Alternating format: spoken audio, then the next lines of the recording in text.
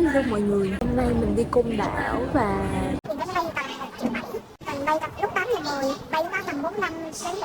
chào mừng mọi người đã đến vlog Côn Đảo của mình. Trước khi bay thì làm tí gà rán, mình mà đói thì dễ bị say xe. Xe máy bay. Đi chơi thì thích nhất là làm những chuyện mà trái giờ trái giấc như vậy nè. Giống như là ăn gà rán lúc 6 giờ sáng. Mặc dù ở nhà thì mình cũng không phải là người sống khuôn khổ cho lắm. Cho những ai chưa biết thì Côn Đảo là một quần đảo nằm ngoài khơi, nhưng cũng là một huyện thuộc Bà Rịa Vũng Tàu. Thời điểm đi đẹp nhất là từ tháng 3 đến tháng 9. Đến Côn Đảo thì mình có thể đi tàu hoặc là đi máy bay. Đi máy bay là nhanh nhất. Sân bay Côn Đảo rất nhỏ nên mình sẽ đi chiếc máy bay nhỏ xíu này, công ty con của Vietnam Airlines. Mình mới biết luôn đó. Đây là bên trong máy bay, chỉ có 2 hàng ghế hai bên thôi, cũng được, khỏi phải ngồi ghế giữa. Cái máy lạnh này không có điều chỉnh được nên ban đầu khá là nóng.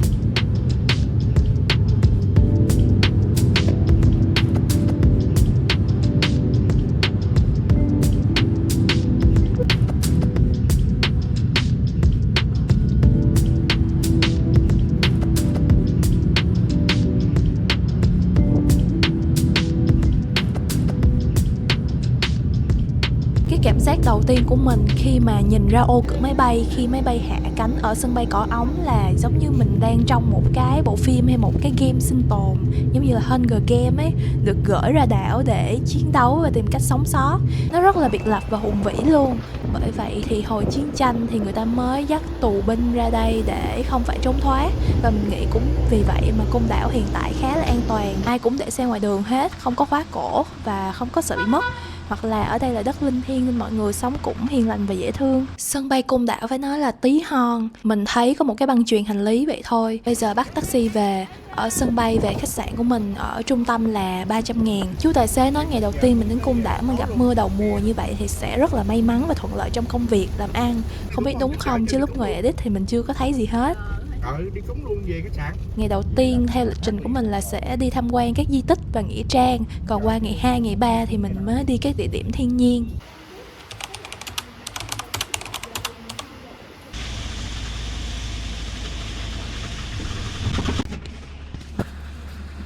Hello, mình đang ở Côn Đảo. Mới đầu định thuê xe máy nhưng mà mưa quá nên mình sẽ đi xe điện. Giá cước xe điện là 25.000 một km. Thì bây giờ mình sẽ đi bảo tàng trước, tại vì mưa cũng không đi được mấy cái chỗ kia. Mình mua vé tham quan là 50.000. Thì với cái vé này mọi người có thể đi 5 địa điểm bao gồm bảo tàng và các di tích nhà tù. Và nhớ lưu ý là giờ tham quan bảo tàng và nhà tù là từ 7 giờ 30 đến 11 giờ 30. Buổi chiều thì từ 1 giờ 30 đến 4 giờ 30. Đến nơi thì mọi người có thể hỏi nhân viên ở đó giờ mà có thuyết trình để có thể nghe chung. Mọi người cũng nên đi tham quan bảo tàng trước nha, để có cái nhìn tổng thể về Côn Đảo, biết lịch sử, địa lý cũng như là khởi động cho những địa điểm nặng đô và gây ám ảnh hơn là các di tích nhà tù.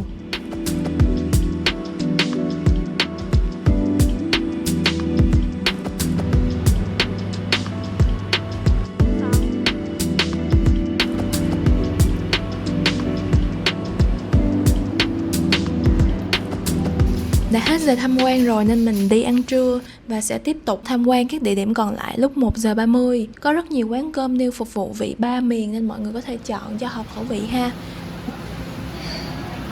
Này là ba rọi rim, tàu hũ sốt cà, rau muống.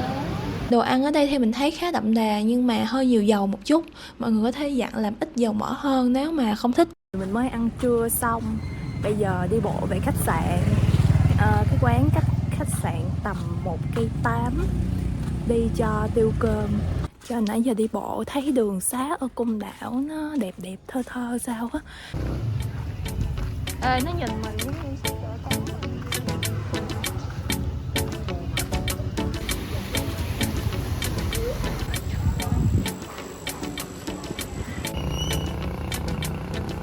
Cái đường này rất là chill luôn mọi người. Có vô được không? Có hả?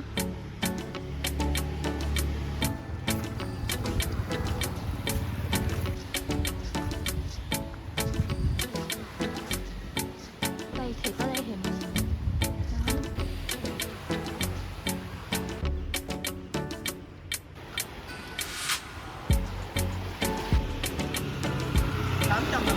Cuối cùng cũng về tới khách sạn, mệt như một con trâu. Sáng thì mắc mưa, trưa thì rải nắng. Hồi nãy lúc bận đi, lúc ăn cơm xong thì trời nó mát lắm, mà lúc về trời nó nắng kinh khủng luôn. Bây giờ mình sẽ nhận phòng.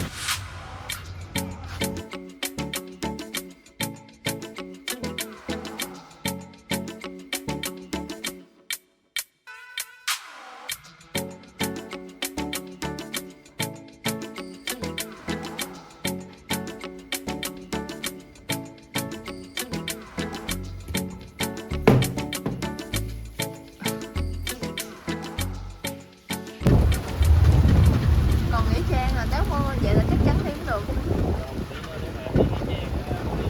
Do là trời mưa nên mình đi tham quan nhà Chúa Đảo trước. Các di tích nhà tù là không gian mở ngoài trời nên hiện tại thì mưa lớn quá, mình không có đi được. Nơi đây là nơi sinh sống của bộ máy cai trị Côn Đảo thời xưa, gồm 53 đời Chúa Đảo, trong đó là có 49 người Pháp và 14 người Việt.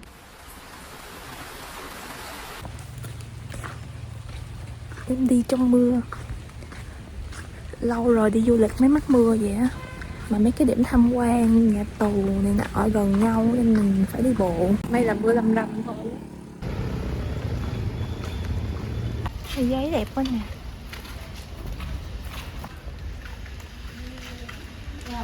Công trình đang tu bổ. Đây, cái này miễn chai tránh vượt ngục này đúng không?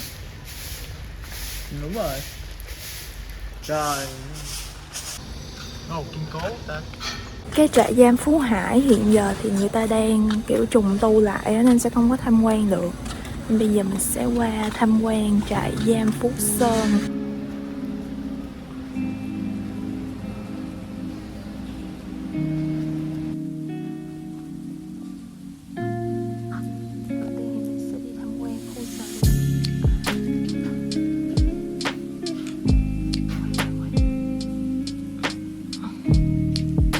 Đây là cảnh các tù nhân bị giam giữ. Một phòng rất là chật luôn, rất là nhiều người.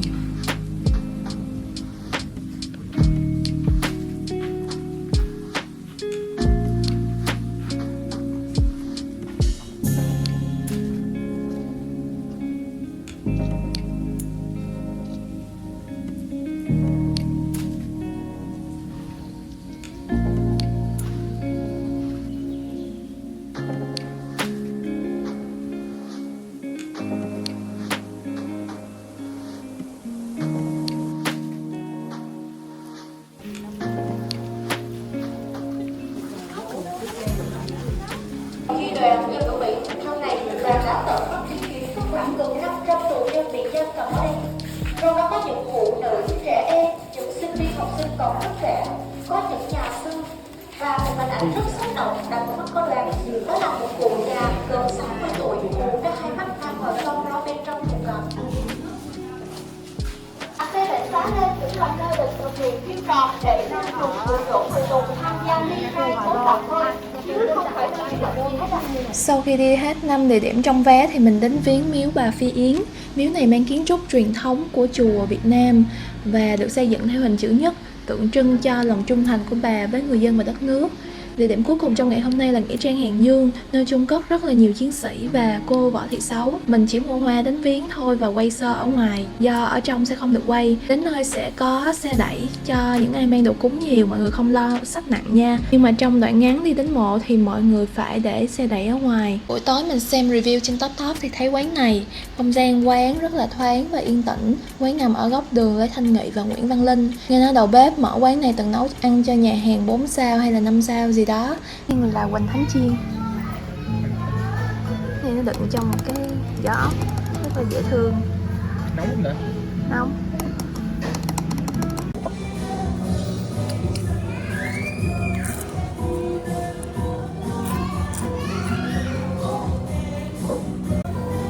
Karaoke vui à.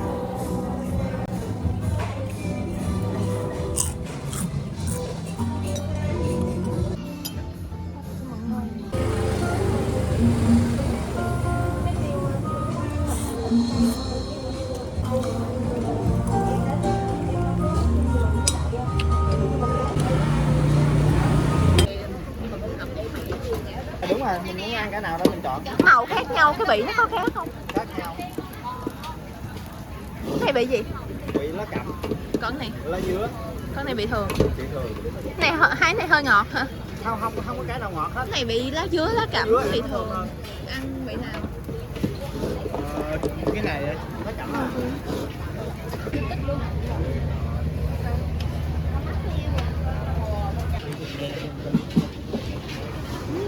Oh. Nóng. Lấy giấy này.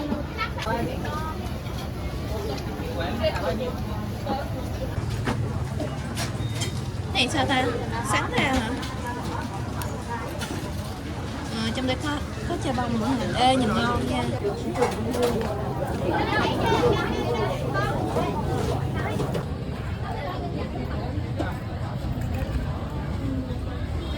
Thấy không? Có bị mờ không? Hai buổi sáng ở Côn Đảo thì mình đều dậy sớm để ngắm bình minh.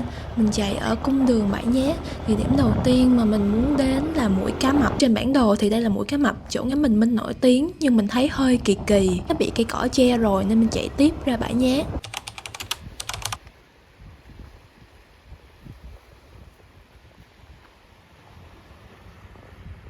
Cập nhật tình hình đi ngắm bình minh, nhưng mà may quá không thấy mặt trời đâu hết. Xui. Không thấy được mặt trời mọc nhưng mà được hít thở cái không khí trong lành. Mình rất là khuyên mọi người thử dậy sớm, chạy xe lòng vòng nha. Cảm giác rất là yên bình và rất là khác. Bây giờ mình tranh thủ về khách sạn để kịp giờ ăn buffet sáng. Trên đường về mình có đi băng ngang qua rừng quốc gia Côn Đảo. Không khí rất là trong lành, ngửi được mùi cây cối, phải nói rất là thú vị luôn. Mà ở đây chim chóc, động vật nó không có sợ con người đâu mọi người. Mặc dù đường vắng, các bạn chạy nhớ chú ý để né nó. Mình phải thắng gấp mấy lần để né mấy cái con khỉ, con sóc, rái cá vân vân và vài con mình không biết tên. Nhưng mà tụi nó sẽ băng ngang qua đường hoặc là nằm giữa đường. Tính ra đây là đảo của tụi nó nhưng mà mình vô thăm đó mọi người, nên thôi ráng chú ý nha.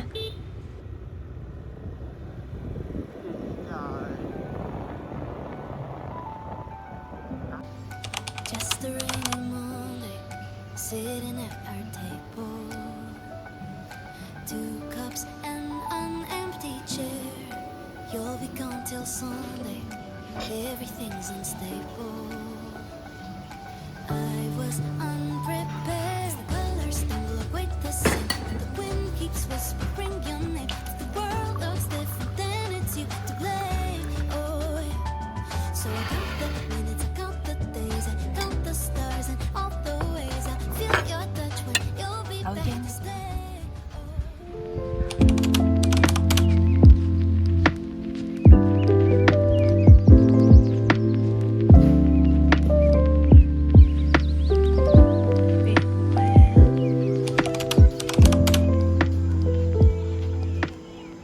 Làm dĩa bánh khọt cho buổi trưa.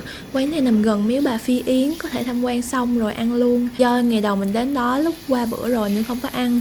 Mình kêu 2 dĩa, 1 dĩa thập cẩm và 1 cái không có tôm, tổng là 85.000. Mình thấy nước mắm pha ngon, rau cũng tươi, bánh giòn, do nó giòn nên sẽ hơi nhiều dầu. Ăn ít thì ngon, ăn nhiều thì hơi ngán nha. Xong mình đi ra bãi Đầm Trầu. Bãi này thì nằm ngay phía sau sân bay Côn Đảo luôn. Mọi người có thể đến đây để chụp hình với máy bay lúc hạ cánh hen. Để đến đây thì mình đi qua cung đường Cỏ Ống. Cung đường này được mệnh danh là đẹp nhất Côn Đảo. Mọi người thấy chỗ nào đẹp thì cứ dừng lại để chụp hình. Ngày mai mình sẽ đi lại cung đường này và quay khúc cua đẹp lắm cho mọi người xem. Mọi người nhớ xem tiếp nha. Walking through our city, so much I want to show you. Say your jokes inside my head. Life is much less pretty when I live it without you.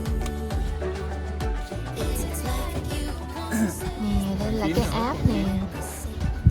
Dưới đây đúng không? App này sẽ có chuyến bay từ Cần Thơ đáp lúc 3 giờ 20. Mắc cười quá.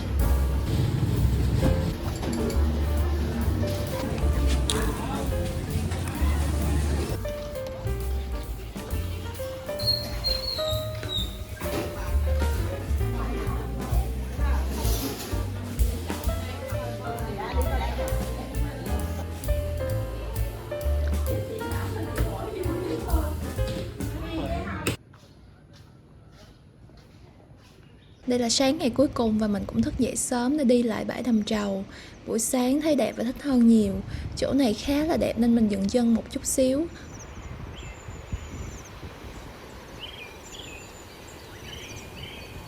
Vô bãi thì phải mua vé 20.000 nha, nhưng mà mình đi sáng sớm quá nên chưa đến giờ bán vé luôn, mình chỉ vô thôi. 4 phút nữa máy bay sẽ đáp, bây giờ mình sẽ chuẩn bị để quay cảnh này.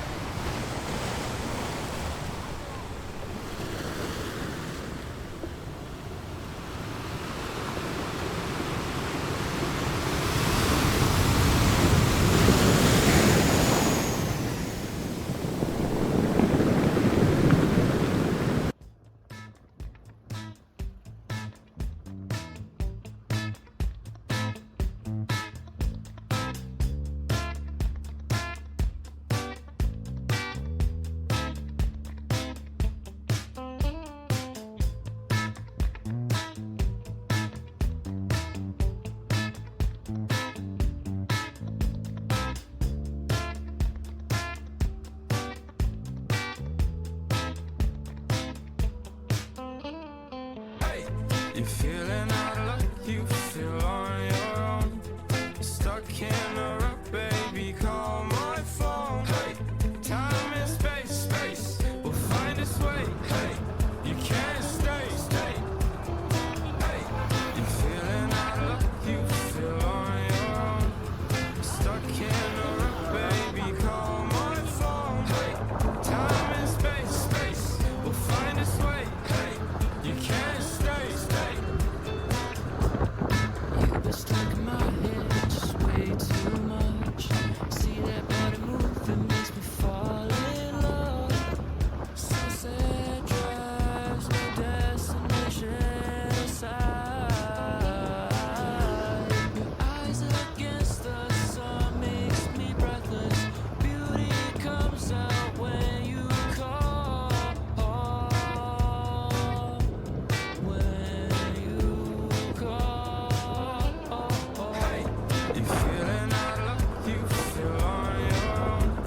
Stuck in a rut, baby, call my phone. Mình có ghé chỗ này ăn kem dừa, mình gọi kem dừa hạt đác, ăn cũng ngon lắm nha, nhưng mà quay mất sụt rồi nên chỉ có như đây thôi. Đến giờ đi về rồi, mình về tàu Phú Quốc Express. Giá vé là 790.000 về Vũng Tàu do hết vé về Sài Gòn rồi. Tàu của tuyến Côn Đảo là tàu cao tốc lớn nhất Việt Nam, chứa được hơn 1.000 người, chạy khoảng 3 tiếng do tàu lớn nên là khá êm ha. Tàu có 4 tầng, mình mua vé ngồi nhưng chủ yếu lên tầng trên cùng đứng ngắm cảnh. Ở trên đó thì có căng tin bán đồ ăn vặt, mì gói, trái cây vân vân.